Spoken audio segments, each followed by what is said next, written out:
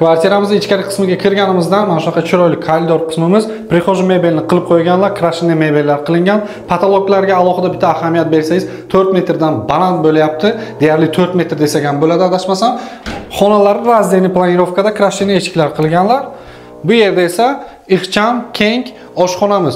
Boshidan oxirigacha erinmasdan mebel jihozlarini qilganlar. Bu yerda ham hamma mebellari hozirgi stildagi zamonaviy krashinli mebellardan. Kotellarni Yevroxod past gazlarda ham bemalol ishlaydi.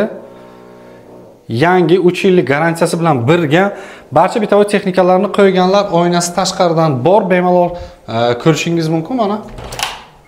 Devor tarafga qarab turibdi.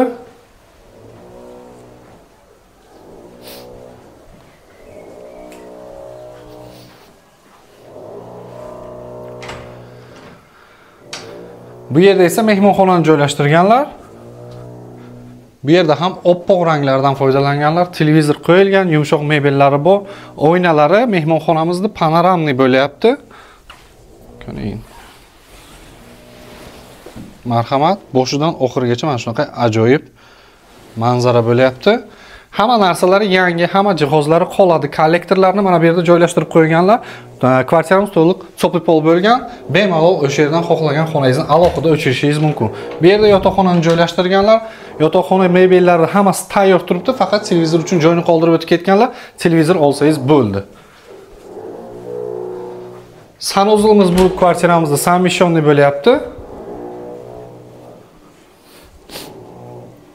Nastroykalardan 2 xonali izlayotganlar diqqatiga bo'lyapti. Bemalol aloqaga chiqinglar. Kvartiramizni to'liq domi bilan ko'rsatib o'tib ketyapmiz. Agar kimgadir mana shunaqa stilda obzor qilish kerak bo'lsa, agar bemalol kommentariyaga o'z izohlaringizni yozinglar. O'shanga qarab, dalniychida yana shunaqa video obzorlar